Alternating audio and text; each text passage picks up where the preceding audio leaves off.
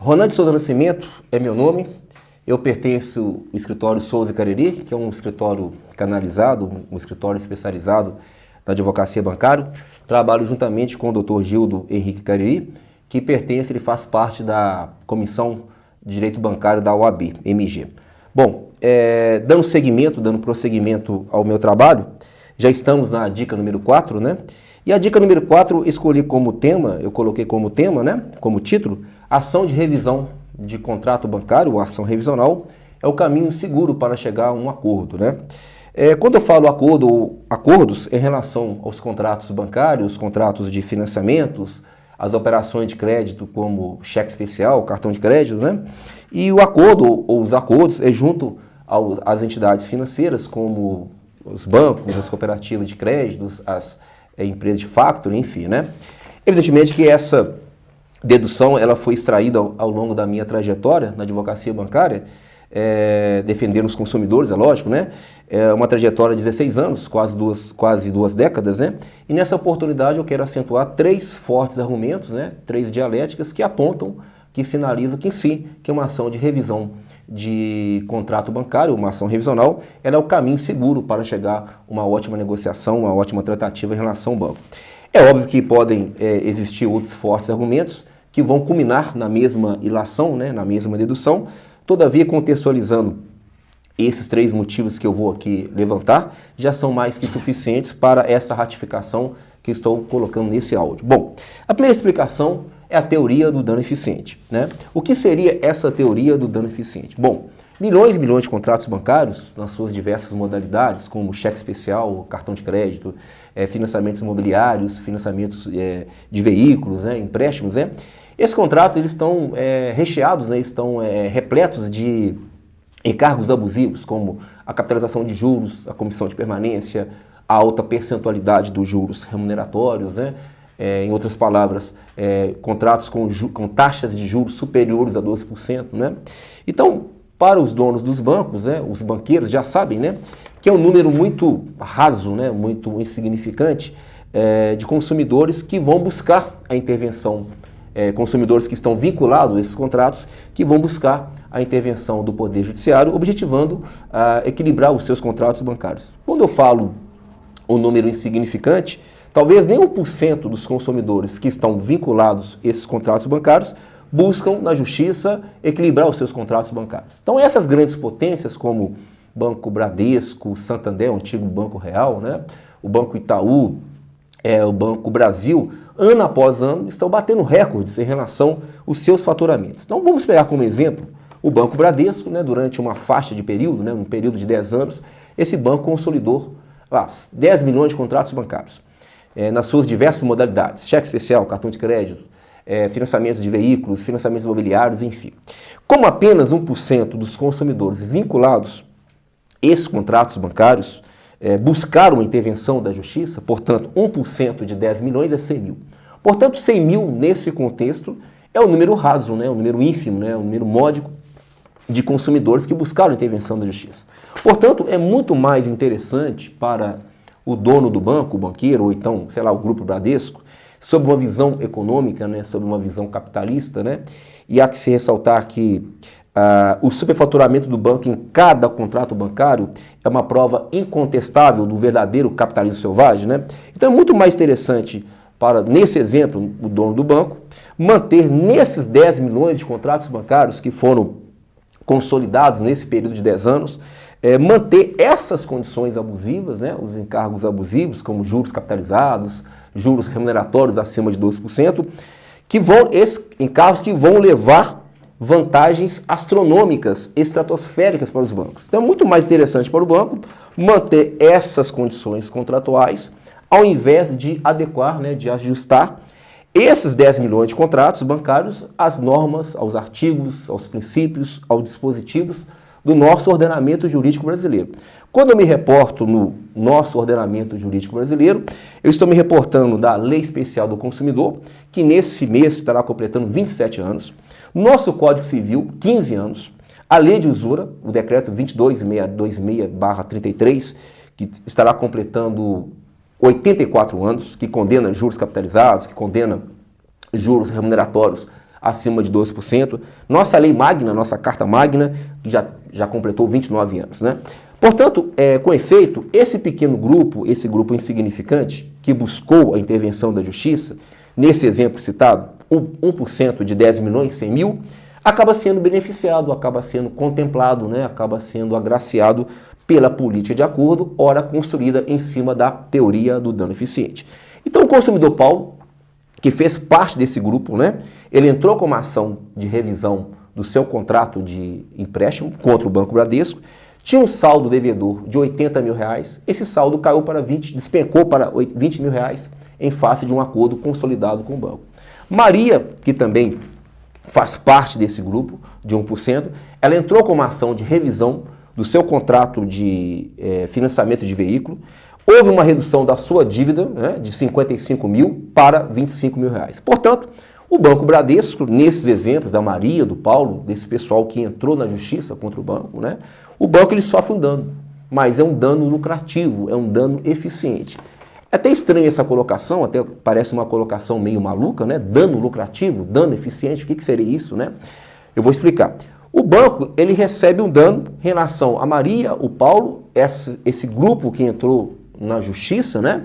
Buscando equilibrar os seus contratos, mas passa a ser um dano lucrativo, passa a ser um dano eficiente, pois 99% dos contratantes vinculados aos 10 milhões de contratos bancários não buscaram intervenção da justiça, não questionaram esses encargos contratuais que deveriam ser eliminados, esses encargos que vão provocar uma vantagem absurda para o banco. Então, como deve pensar o dono do banco? Ok, eu autorizo o acordo em relação àqueles que vão entrar na justiça, eu já sei que vai entrar apenas 1%, mas em compensação, em contrapartida, eu estou no lucro, pois 99% não irão questionar na justiça. Portanto, é uma situação muito mais lucrativa, muito mais vantajosa. Portanto, essa é a teoria do dano eficiente. Bom, o segundo argumento, o segundo forte argumento, que a ação de revisão de contrato era o caminho seguro para chegar ao acordo, é a adequação e aplicação do artigo 52, parágrafo 2º, da Lei Federal 8078/90, que é o Código de Defesa do Consumidor.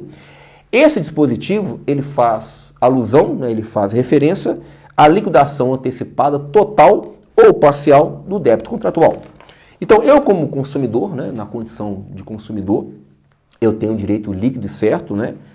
Portanto, eu tenho um direito incontestável de chegar no banco, conversar com o meu gerente, olha, eu quero matar meu financiamento, eu quero colocar um ponto final no meu financiamento. Eu como consumidor, eu como contratante, eu não estou pedindo um favor para o banco, estou exigindo um direito que está chancelado, que está hospedado numa lei federal, que é o artigo 52, parágrafo 2º, né? Exemplo, eu tenho um financiamento de veículo de 6 anos. Eu já paguei, eu já amortizei 2 anos. Falta ainda 4 anos. Recebi, sei lá, uma indenização. Chego perto do meu gerente, olha, eu quero matar meu financiamento, eu quero encerrar meu financiamento. O banco não poderá se omitir, né, em relação ao meu pedido. Não poderá negar, não poderá denegar. Sob pena de responder judicialmente uma ação judicial, né, para aplicação do artigo 52, parágrafo 2º da Lei Especial do Consumidor. Aplicando esse dispositivo, haverá, portanto, uma redução proporcional dos juros remuneratórios e, consequentemente, e seus acréscimos, né? E, consequentemente, haverá uma redução do saldo devedor. É nesse contexto que entra a ação de revisão de financiamento ou ação de revisional de empréstimo.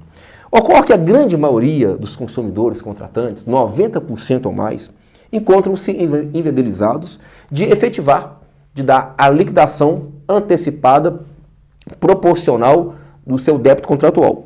Então vejam, né, a importância da ação revisional, que serve como um verdadeiro trampolim, né, uma plataforma para aplicação do artigo 52, parágrafo 2º do CODECON, né? Veja bem, o consumidor ele entra com uma ação de revisão, uma ação revisional, obrigatoriamente terá que mudar a forma de pagamento, e a mudança na forma de pagamento se efetiva através de 2 caminhos, né? O procedimento consignatório judicial e o procedimento consignatório extrajudicial. A consignação judicial ela depende da autorização do juiz. Ela pode ser feita dentro da própria ação revisional. O advogado ele apresenta um requerimento na peça inicial da ação revisional para a concessão da tutela de evidência, para a consignação do valor incontroverso, que era o artigo 285B do antigo CPC, do CPC de 73, e hoje corresponde ao artigo 330, parágrafo 2º do novo CPC. Ou para consignar o valor integral até chegar ao teto legal, que eu vou explicar um pouco mais para frente. Bom, ou pode ainda entrar como ação consignatória por conexão com a ação revisional. E temos ainda a opção B, o plano B, que é o procedimento consignatório extrajudicial. Essa consignação não depende da autorização do juiz, basta o tomador do financiamento, o tomador do empréstimo, se dirigir ao Banco do Brasil ou à Caixa Econômica Federal, que são os bancos autorizados para essa finalidade, e efetivar a consignação sem a interferência, sem o apoio do advogado, sem a interferência do Poder Judiciário. Pode consignar sozinho. Então vamos dar um exemplo em relação à aplicação do artigo 52, parágrafo 2º. Vamos imaginar um contrato de financiamento de 5 anos, o valor da parcela é R$ 1.200, o tomador de financiamento ou do empréstimo ele faz a opção do procedimento consignatório extrajudicial, então, portanto, ele encaminha junto ao Banco do Brasil e faz a troca. Ele para de pagar no carnê e começa a fazer a consignação junto ao Banco do Brasil até chegar ao teto legal. O que seria essa expressão, teto legal? O teto legal é o valor correto da dívida, eliminando, decotando, afastando os encargos abusivos, os encargos pérfidos, como a comissão de permanência capitalizadas, os juros capitalizados, a alta percentualidade dos juros remuneratórios, enfim. Ou o valor que é indicado no laudo técnico, que toda ação revisional ela tem que ser acompanhada por um laudo técnico. Então, o advogado entra com a ação e na petição inicial acompanha um laudo técnico apontando qual que seria o valor correto. Então, vamos imaginar que o banco está cobrando a importância de R$ 80 mil. Esse é o valor do contrato. É a somatória da primeira parcela até a última parcela. Mas nesse exemplo, o teto legal seria R$ 40 mil, que seria o valor correto da dívida, eliminando os encargos abusivos. Portanto, há uma diferença, portanto, há um ágio de R$ 40 mil. Então, o consumidor ele entra com uma ação revisional, começa a utilizar o procedimento consignatório extrajudicial, começa a consignar o mesmo valor, mas ele muda a forma de pagamento. Se a parcela é R$ 1.200, em 10 meses ele já consignou a importância de R$ 11.200. Já tem um fundo ali de R$ 11.200 que tem um acréscimo da correção monetária. O que acontece na prática? Antes do vencimento do contrato, o banco ele oferece um acordo, ele aceita o valor que está consignado, de repente ele pede também um valor complementar, mas esse valor não vai chegar o valor que estava cobrando, Então, se o contrato tem seu vencimento em março de 2020, foi feito um acordo em janeiro de 2017, portanto, 3 anos e 2 meses antes do vencimento do contrato. Portanto, foi aplicado o artigo 52, parágrafo 2º da Lei Especial do Consumidor. Houve, portanto, a liquidação antecipada proporcional do débito contratual. Outro exemplo, um contrato que tem seu vencimento em março de 2017. Foi feito um acordo em março de 2015, portanto, 2 anos antes do vencimento do contrato. Então, nesse caso, foi aplicado o artigo 52, parágrafo 2º, houve, portanto, a liquidação antecipada proporcional do débito contratual. O que vai resultar, o que vai implicar na redução proporcional dos juros e, consequentemente, haverá uma redução significativa do saldo remanescente, do saldo devedor. Então, se no contrato de 6 anos o consumidor já tinha amortizado 2 anos, nesse período de 2 anos, são 24 parcelas, ele pagou juros moratórios. Nesse período de 2 anos ele pagou juros capitalizados, mas como o contratante ele pretende encerrar, colocar um ponto final do contrato, nesse período restante de 4 anos ele não pagará juros remuneratórios, ele não pagará juros capitalizados. Daí a expressão que a lei utiliza, redução proporcional dos juros. Portanto, a conclusão que se chega que muitas centenas, milhares de ações revisionais são verdadeiras plataformas, são verdadeiros trampolins para a aplicação do artigo 52, parágrafo 2º, ou seja, a liquidação antecipada, total ou proporcional do débito contratual. Se o consumidor está em dia com a sua obrigação contratual, foi feito um acordo antes do vencimento do contrato, houve, portanto, a aplicação desse artigo, do artigo 52, parágrafo 2º, da Lei Federal 8078/90, e houve uma redução proporcional dos juros, consequentemente, houve, portanto, uma redução expressiva do saldo devedor. Apenas uma observação, a hipótese desse artigo 52, parágrafo 2º, da Lei Especial do Consumidor, evidentemente, quando o consumidor está em dia com a sua obrigação contratual, pois, estando em atraso, com a sua obrigação, terá que ser contabilizado os encargos moratórios, como juros de mora, multa contratual, a comissão de permanência capitalizada, a inclusão da correção monetária. Exemplo, o consumidor, ele entra com uma ação revisional, fecha um acordo antes do vencimento do contrato, mas ele deixou para trás 15 parcelas em atraso, né? Então, eu posso afirmar que uma parte houve aplicabilidade, adequação do artigo 52, parágrafo 2º, ou seja, a liquidação antecipada, proporcional do débito contratual, e outra parte houve um acordo pela não cobrança dos juros moratórios, da multa contratual, dos encargos moratórios. E, finalmente, o terceiro forte argumento, que é a ação de revisão de contrato de financiamento ou de empréstimo, uma ação revisional, é o caminho seguro, é o porto seguro para chegar no acordo. É o fator liquidez interligado à questão da morosidade, da questão da demora de ser concluído um processo judicial revisional. Em outras palavras, esse pleito revisional é um processo que se arrasta muito tempo na justiça, anos e anos, né? Bom, sempre estou afirmando que o banco prefere receber R$7.000 agora do que receber R$50.000 daqui 2 a 3 anos. Que o banco prefere receber R$20.000 agora do que receber R$80.000, R$90.000 daqui 3 a 4 anos. Eu vou dar um exemplo da questão do fator liquidez interligado à questão da demora de ser encerrado um processo judicial revisional. O consumidor entra com uma ação revisional, nesse exemplo o teto legal é R$25.000, eliminando, né, afastando os encargos abusivos, né?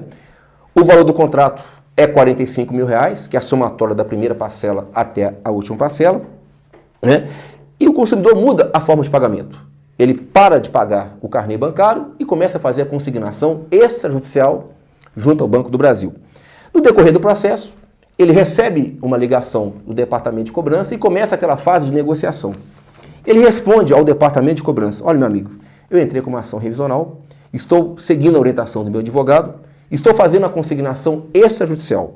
Estou disposto a pagar ao banco R$25.000, segundo o meu advogado, seguindo a orientação do meu advogado. Não estou disposto a pagar ao banco R$45.000. Se o banco não concordar, eu vou até o final do processo. Eu já tenho agora consignado R$8.000.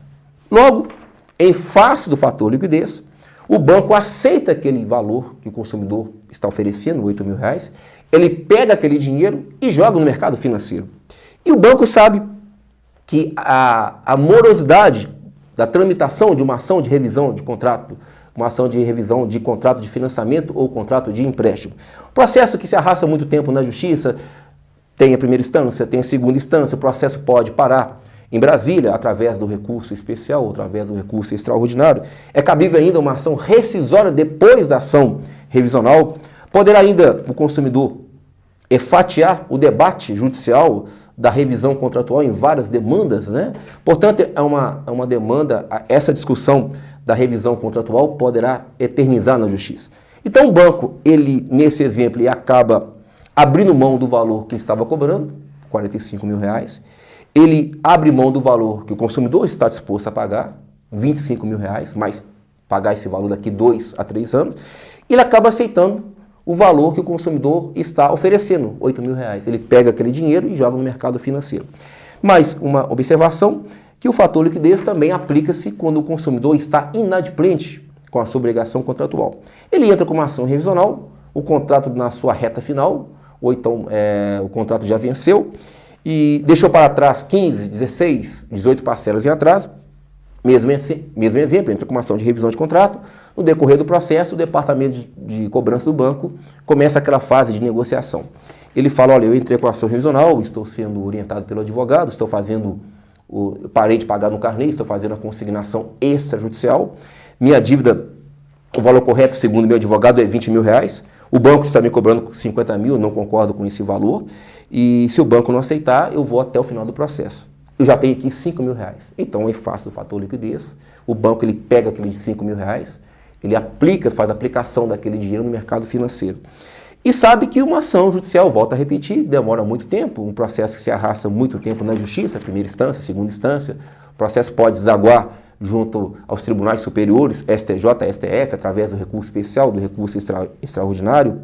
É cabível ainda uma ação rescisória, né? Depois da ação revisional. Você pode fatiar a discussão da revisão contratual em várias demandas judiciais. Então o banco ele abre mão do valor que está cobrando, 50 mil, ele abre mão do valor que o consumidor está disposto a pagar, 20 mil reais, mais daqui 3 a 4 anos, e ele acaba aceitando o valor que o consumidor tem naquele momento, 5 mil reais. Ele pega aquele dinheiro e joga no mercado financeiro. Portanto, esses 3 fatores sempre estão presentes nas ações revisionais, que é a teoria do dano eficiente, a aplicabilidade do artigo 52, parágrafo 2º, que trata da liquidação antecipada, proporcional ou total do débito contratual, e o fator liquidez associado à morosidade, à lentidão de ser encerrada uma ação revisional.